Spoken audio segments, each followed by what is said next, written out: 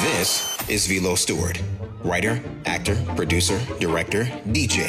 He has a great love and appreciation for filmmaking. This is Q Nice, poet, actor, producer, director, music, curating specialist. He has a great love and appreciation for music. So what do you get when you put the two of these guys together? You get a very special event called Music and Movies on the Zoom platform this Friday. Start time is 8:08 p.m. Pacific Standard. Join Music and Movies and say hello to the rest of the crew. Say hello to Gwen, Carmen, Clarence, and Fred. So put on your dancing shoes and get ready to pop the popcorn from Music and Movies on the Zoom platform. Sponsored by TRILLVISION and the Quentin Findlay Collection.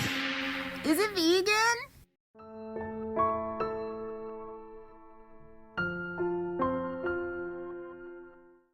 So welcome everyone to another episode of Music and Movies. And today we have the writer of the film One Patty, and welcome Gay.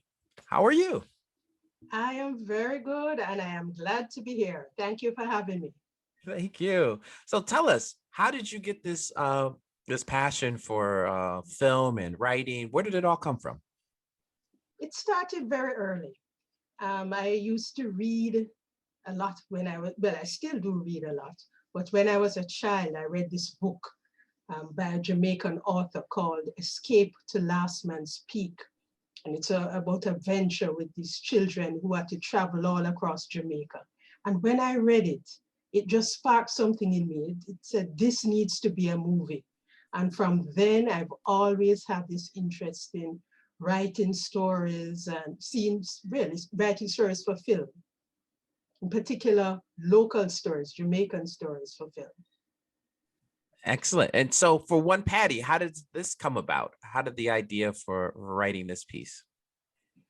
Okay, well, I saw the Jamaica Film and Television Association. They have a program, a script-to-screen program, where they're encouraging screenwriters, film producers to make short films. And previous to this, I'd never really written a short film, but when I saw this program, I said, let me try and write a short film so I can, take advantage of this program. And then I thought, well, what story would really capture the Jamaican audience? And I've always thought that a patty shop is a place in Jamaica where you can see every Jamaican. You can see a nurse, a doctor, a police, a street vendor, an old, young, school child, whatever. They're all in the patty shop. And everybody can relate to being in a patty shop and standing up in a line in the patty shop and all the comings and goings of a patty shop. So I decided that that would be the place for my story. And then the story I got the location first in my head, that it would be a patty shop, and the story evolved from that. I don't want to give too much away, but yeah, that's where it started. Excellent, excellent. And how long did it take you to complete the film? And at the same time, what was your biggest challenge in terms of getting it started or keeping the momentum going to finish the project? So how long did it take? It took roughly a year and a half because, as I said, it's a script-to-screen program. So I entered the program with a treatment and a very rough first draft. And then the program involved helping me fine-tune the script. It also helped me talk about film production and also gave some financial assistance to help with the film as well. And so it took roughly a year and a half from script to the finished product. Excellent. And the hardest, the big challenge in terms of getting it started or continuing to get to the finish line? The biggest challenge was actually what I thought would be the easiest thing. I thought, okay, Jamaica is filled with patty shops. We shouldn't have a problem getting a location. The location for the actual film was the hardest thing. It was incredibly challenging. And that was actually the hardest part for me. And my producer, initially I had another producer, and she had some illness in her family. So right, like literally before 2 days or so before we were to begin to shoot, she had to run and deal with her family issues. And it was like, I don't have a producer. So that's how I became actually a co-producer, because out of necessity, really. And so, when I was in the program, we had a mentor who said to us that making a film, I mean, it's just so many things that can go wrong, and then if you get a film that you are 60%, you got 60% of what you wanted, you're doing well. And at first I thought, I said, 60%, that's low. I don't want 60%. I would want close to 100. Well, after this experience, but I understand what they're saying, and I am glad for 60.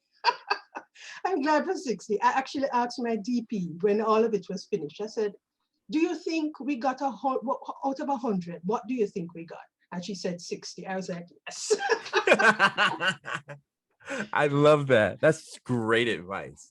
That's great advice. Because this is something I think that, without saying a lot, that you understand what patience means. And that's that 60 is right in there. It's like having like so much, you can explode the entire film trying to go for 100.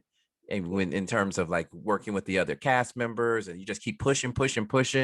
And next it's just everyone walks away, or just the money or something happens and it just explodes. Where if you're patient, get that 60, get that movie out, and you keep on going. So I think you know a lot about how important patience is. So yeah.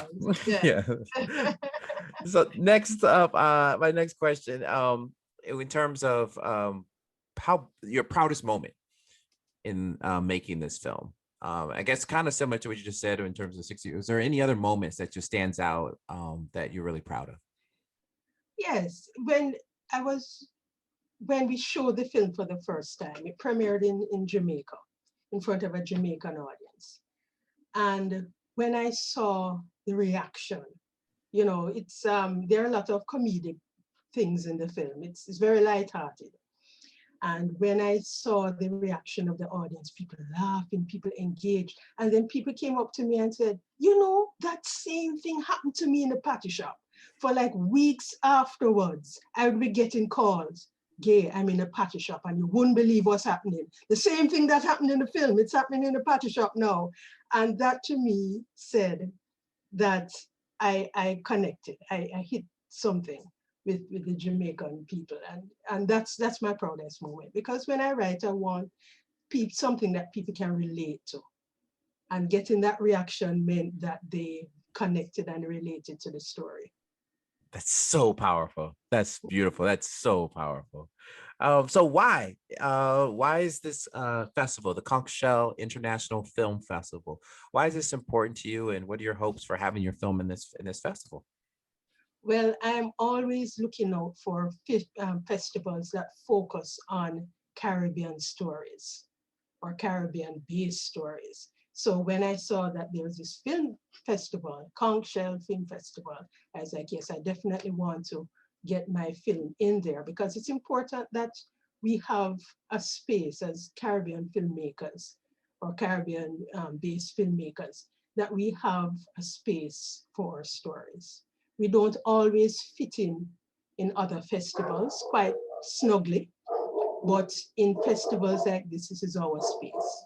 So I'm, very pleased that, this festival is happening, and that they accepted my film, and hopefully the audience will enjoy it, hopefully. Excellent. And in terms of what's next for One Patty, what do you have planned for this? More festivals, any type of distribution? Well, yes, looking for this distribution, definitely. But one interesting thing about it, when I wrote it, I just wrote it as a short film. But in the production, one of the actors, one of the, I think I can say this, one of the actors who played one of the servers in the patty shop, she to me was so good. And it sparked another idea in my head about a TV series based on not necessarily a patty shop, it would be a Jamaican shop, food shop, a regular cook shop. And so one patty is now acting as a proof of concept, although I didn't plan it that way. It is now acting as a proof of concept for a TV series based on similar characters. That's beautiful. That's amazing. I think that would be I would watch. I would definitely Yes. watch. Nice. I would definitely watch and share.